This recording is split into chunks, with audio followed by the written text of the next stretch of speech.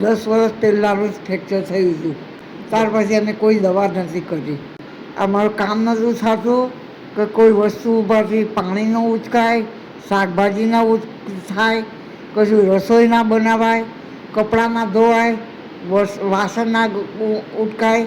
બધું આવું બધું મારે બહુ પહેલાંનું છે એટલે મારાથી કાંઈ થતું નહોતું. અને હવે ઘણો બધો ફરક પડી ગયો છે. અહીંયા સારું થયું મને.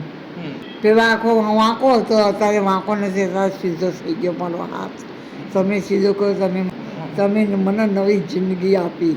ઘણી બધી ફરક પડી ગઈ. આખો હાથ સીધો થાય છે. પેલા મારો હાથ સીધો નહોતો થતો.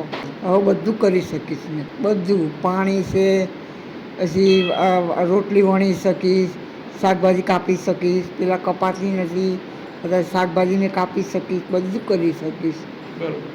લુગડા નહોતા ધોવાતા, એ લુગડા બી ધોવાશે હવે.